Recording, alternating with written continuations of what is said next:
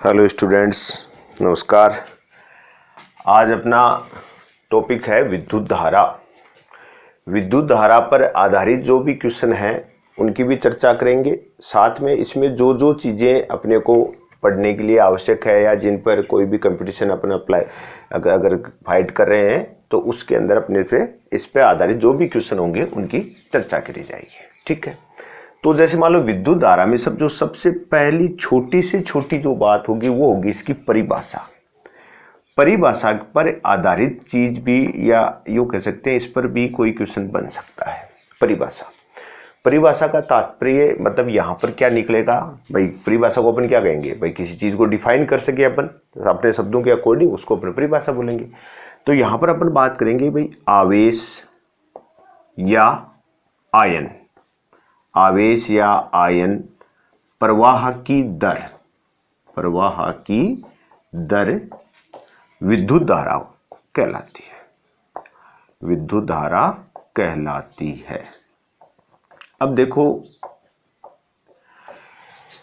आपको एक तो आवेश एक आयन, ये दो शब्द है अपने साइंस के, इनके बारे में पता होना चाहिए। आवेश के बारे में ज़्यादा भी नहीं तो आप इतना तो लगभग सब जानते हैं कि आवेश दो प्रकार के होते हैं, एक धन आवेश है, एक ऋण आवेश है। जैसे अपन कहे भाई आवेश के दो प्रकार हैं, धन और दूसरा कौन सा होता है, ऋण।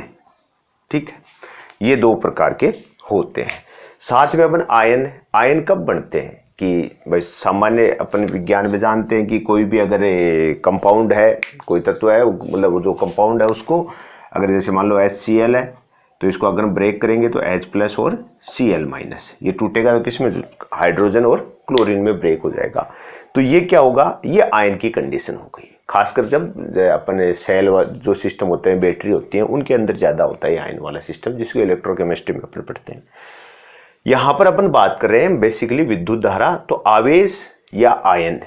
और अगर अपन को किसी चालक में अगर करंट फ्लो हो रही है, धारा प्रवाहित हो रही है, उसके अंदर अपन आवेश की जगह कई बार आपको इलेक्ट्रॉन शब्द भी मिल जाएगा कि इलेक्ट्रॉन प्रवाह की दर, ऐसा भी मिल सकता है। आवेश प्रवाह की दर या आयन प्रवाह की दर या इलेक्ट्रॉन प्रवाह की दर को अपन क्या बोलेंगे, विद्युत धारा। ठीक है, अब देखो जो आपने भाषा है एक सामान्य रूप से परिभाषा, उसका अगर गणितीय स्वरूप देखें तो क्या होगा, I = Q/T। ठीक है, I कौन हो गई आपकी, विद्युत धारा। I किसको रिप्रेजेंट करिए, विद्युत धारा का।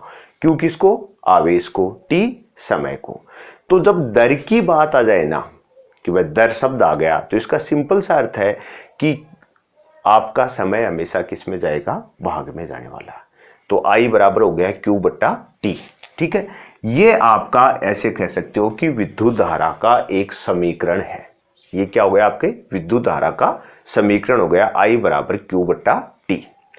फिर विद्युत धारा के अगर परिचय की बात करें तो इस विद्युत धारा एक भौतिक राशि है, और भौतिक राशि का परिचय करें तो अपन उसका मात्रक की भी बात करते हैं। साथ में मात्रक भी आप जानते हैं, एक तो MKS प्रकार के होते हैं, एक CGS, एक SI। तो मुख्यतः अपने को जो ध्यान रखना है वो SI मात्रक को ही ध्यान रखना है। अब जैसे अपन बात करें विद्युत धारा, तो विद्युत धारा का SI मात्रक का सिंपल सा है, अंतरराष्ट्रीय पद्धति में जिसको अपन काम में लेते हैं उसको अपन SI मात्रक बोलते हैं। अंतरराष्ट्रीय पद्धति का मात्रक है, इसको अपन लेते हैं विद्युत धारा में किस नाम से जाना जाता है, इसको एम्पियर। विद्युत धारा का SI मात्रक क्या हो जाएगा आपका, एम्पियर। एक तो ये हुआ।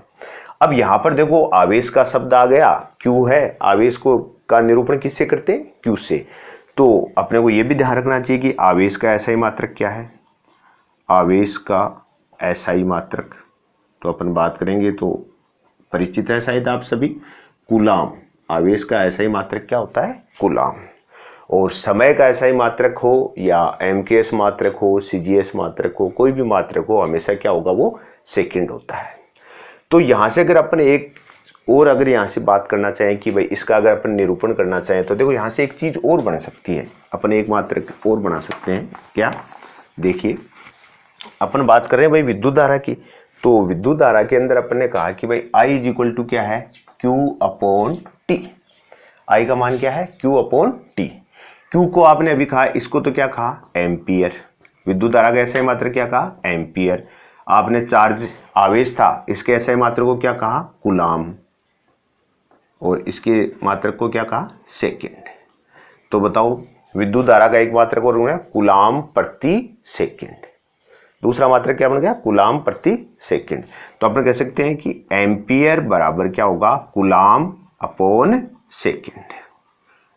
कई बार क्या होता है कि भाई आपको ऑप्शनल कोई क्वेश्चन इस टाइप से दे दे, विद्युत धारा मात्रक एम्पियर की बजाय क्या दे दे, कूलाम पर सेकेंड, तो ये भी आपकी एसआई मात्रक या एमकेएस मात्रक के इक्वल है, कूलाम प्रति सेकेंड। ठीक है, अब देखो विद्युत धारा परिभाषा हो गई आवेश प्रवाह की दर, इलेक्ट्रॉन प्रवाह की दर, आयन प्रवाह की दर को अपन ने विद्युत धारा कह दिया, मात्रक इसका एसआई एम्पियर आ गया, और विद्युत धारा का समीकरण हो गया I बराबर Q अपॉन टी, Q आवेश है, T समय है, I धारा है, एम्पियर बराबर कूलाम पर सेकंड, कुल एम्पियर है आपकी विद्युत धारा का एसआई मात्रक, कूलाम आपके आवेश का एसआई मात्रक, T सेकंड है वो समय का एसआई मात्रक। अब देखो और चीज इसके ऊपर क्या पूछ सकता आपसे, दूसरा परिभाषा में आपसे दूसरी बात पूछेगा कि ये सदिश है या अदिश, विद्युत धारा क्या है, सदिश है या अदिश, इसके बारे में बात करेगा।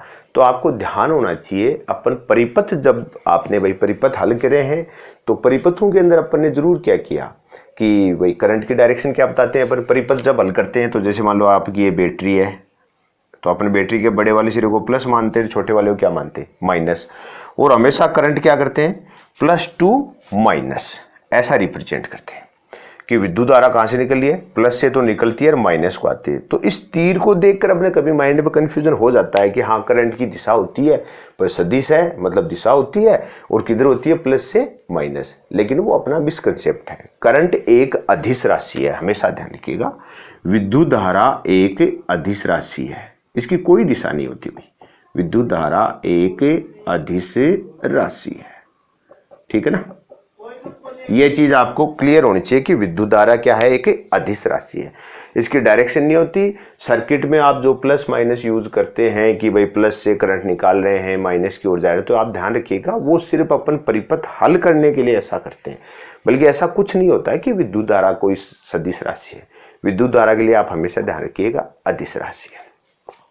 इसके अलावा इस परिभाषा वाले हिस्से में से या इस फॉर्मूले पे और क्या क्वेश्चन बनता है, देखो आप I बराबर आपके पास आ गया Q अपॉन टी। ठीक है, इसको कई बार ऐसा भी लिखा मिलता है del Q upon del T. ठीक है, मतलब डेल Q का सेंस क्या हो गया, आवेश में अंतर। भाई इस डेल का, ये इसको अपन डेल बोलेंगे तो इसका क्या अर्थ हो गया, आवेश में अंतर, और डेल टी मतलब समय अंतराल, आवेश का अंतराल और समय का अंतराल। तो अगर आप चाहो तो इसको ऐसा भी लिख सकते हो Q2 minus Q1 upon T2 minus T1, मतलब अंतर को ही रिप्रेजेंट करेगा हमेशा डेल Q, और डेल T है ये हमेशा किसको रिप्रेजेंट करेगा, समय अंतराल को। डेल जो होता है आपका ये त्रिभुज टाइप की डिजाइन है, ये अंतराल के लिए काम में लिया जाता है, हमेशा कोई चीज में अंतर होगा तो अपन इसको निरूपित करेंगे। तो देखो ये जो आपका फॉर्मूला है इसका एक स्वरूप और मिलेगा आपको, कब, जब कई बार ऐसा लिखते हैं I is equal to limit del t tends to 0 del Q upon del t, ऐसा भी लिखते हैं। भाई इसी चीज को del Q upon del t को अगर अपन limit del t tends to 0, limit का अर्थ हो गया सीमा, सीमा है वो भी किसको बाउंड किया आपने सीमा में, समय को, किधर की ओर जा रहा है, 0 की ओर। तो इस पूरे पद को गणितीय संक्रिया एक होती है अवकलन, तो I बराबर लिख दिया जाता है dq upon dt। I is equal to क्या लिख देते हैं, dq अपॉन dt। देखो ये चीज आप जरूर ध्यान रखिएगा, क्योंकि अगर आपसे आवेश मतलब सॉरी विद्युत धारा संबंधी अगर कोई इस पर कोई क्वेश्चन बनता है तो हो सकता है वो कोई भी स्वरूप आपको दे सकता है। ये भी आपका विद्युत धारा को निरूपित कर रहा है, आवेश बट्टा समय, आवेश का अंतराल बट्टा समय अंतराल, ये भी आवेश बट्टा समय ही है। इसको अपन Q2 minus Q1 T2 minus T1 से भी रिप्रेजेंट कर सकते हैं। और इसको अगर थोड़ा स्तरीय बात करें, मतलब स्तरीय का सेंस क्या होगा, अगर आप थोड़ा सा एजुकेट, तो अपन बात क्या करेंगे यहाँ पर कि अपन कह रहे हैं कि इसको अपन बाउंड भी कर सकते हैं, अपन इसको अवकलन के पद में भी निरूपित किया जा सकता है। अवकलन के पद में निरूपित कैसे करते हैं कि अपन जो हर में जो संख्या होगी ना नीचे की साइड, उसको अपन सीमाबंद कर देते हैं, लिमिट लगा देते हैं डेल टी टेंस टू 0, और ये पूरा पद dq अपॉन dt कहलाता है। तो एक चीज ध्यान रखिए, यहां पर अपने को रिमेंबर क्या रखना है, रिमेंबर अपने को ये रखना है कि अपने को ये देखना है कि कौन सी चीज है जो आपको समानार्थी है और आप कंफ्यूजन में हो सकते हैं। भाई देखो एक ही फॉर्मूला था, आई बराबर क्या था, आवेश बट्टा समय, फॉर्मूला तो एक ही था, आवेश बट्टा समय, और आई कौन है आपकी, विद्युत धारा, विद्युत धारा, इसको अपन ने आई से निरूपित किया। ये लो भाई, विद्युत धारा है आवेश बट्टा समय। तो हमने कहा इसका गणितीय स्वरूप आई बराबर, हम इसको Q अपॉन टी भी लिख सकते हैं, हो सकता है कि वो आपको इसके आगे del Q upon del T के रूप में लिख के दे दे, मतलब आवेश का अंतर आवेशित होगा, समय अंतराल। इसके अलावा इसके अब मैंने क्या कहा, दूसरा एक सा स्वरूप है I is equal to limit del t tends to zero del q upon del t दे दे, और या फिर आई इज इक्वल टू आपको देगा d Q upon D t. कोई भी फॉर्मूला आपको मिल जाए, सभी ही विद्युत धारा का ही निरूपण कर रहे हैं, सब विद्युत धारा के इक्वल है। इस कारण आपको कभी कंफ्यूजन नहीं होना चाहिए कि भाई जैसे अपन एक पर्टिकुलर पढ़ लिया कि आवेश और समय का अनुपात ही विद्युत धारा है, फिर आपको जैसे इनमें कोई सी स्वरूप में कोई ऐसी चीज मिल जाए तो अपन को एक बार कंफ्यूजन क्रिएट हो जाता है, तो अपने को कंफ्यूजन नहीं रखना है, ये सब एक ही बात है, ठीक है। तो विद्युत धारा का आपने फॉर्मूला देख लिया, और अब देखो इस पे क्वेश्चन क्या आ सकता है आपसे, या तो इस फॉर्मूले पर ही आधारित आंकिक प्रश्न देते हैं वो, उसमें आंकिक प्रश्न जैसे जैसे आपसे कहते हैं कि यदि आवेश, जैसे भाई आपसे कोई एग्जांपल देते, यदि आवेश Q is equal to 10 coulomb है, जो किसी बिंदु से, जो किसी बिंदु से 1 मिनट में निर्गत होता है या पास होता है, जो भी आप समझे, निर्गत होता है, तो धारा होगी, तो धारा होगी। वो इस टाइप का क्वेश्चन है कि आपको कोई परिपथ में कह देगा, परिपथ के किसी बिंदु से यदि 1 मिनट के अंदर Q बराबर 10 कूलाम आवेश निकल जाता है, माइक्रो कूलाम का शब्द दे दे, ऐसा कुछ भी दे दे, और आपसे पूछे कि भैया परिपथ की धारा बताओ, तो अपने आदत होती है भाई, फॉर्मूला अपन जानते हैं कि Q बट्टा टी है फॉर्मूला, तो आवेश का मान आपके पास 10 कूलाम है, टी आपके पास 1 मिनट है। लेकिन यहां पर आपको जो याददाश्ती वाली बात रखनी है कि अपन ने, मैंने आपको बार बार कहा कि Q का मात्रक क्या होगा, कूलाम, और समय का मात्रक क्या होगा, सेकेंड। यहां पर समय किस में है आपके पास, मिनट में है, तो मिनट वाली कंडीशन के अंदर अपन इस चीज को कन्वर्ट करना पड़ेगा, बदलना पड़ेगा आपको, मिनट को किसमें, सेकंड में बदलना पड़ेगा। तो आप कहेंगे I बराबर क्या होता है, Q अपॉन टी, और Q का मान आपके पास 10, आगे मात्रक क्या है, कूलाम, अपन जानते हैं आवेश का मात्रक किस में रहना है, कूलाम में, तो कूलाम है तो अपन ने लिख दिया डायरेक्टली, कोई दिक्कत नहीं। लेकिन समय का मान 1 मिनट है, तो मिनट को किस में कन्वर्ट करेंगे आप, सेकंड में, तो अपन कहेंगे 1 × 60। अब ये जो भी आएगा वो अपना आंसर हो जाएगा कि हाँ ये अपना I is equal to Q upon T 10/60, अपन इसको हल कर लेंगे, तो इसका जो रिजल्ट आएगा वो किस में आएगा, एम्पियर में आने वाला है, रिजल्ट किस में आएगा, एम्पियर में आएगा। तो ये मुख्य रूप से आपको, दूसरी एक मोस्ट बात क्या बताई थी, विद्युत धारा अदिश राशि होती है, इसकी कोई दिशा नहीं होती, परिभाषा हो ही गई, आवेश और आयन प्रवाह की दर। अगर गणितीय स्वरूप की बात करें तो आवेश का मान I is equal to Q upon T होता है, और साथ में अगर और बात करें तो हमने कहा कि आपको I is equal to D Q upon D T भी के रूप में भी अगर कहीं मिल जाए तो भी आपको समझना है कि विद्युत धारा का ही मापन होगा इससे, ठीक है। तो ये तो अपने विद्युत धारा का एक सामान्य परिचय हुआ कि विद्युत धारा ये।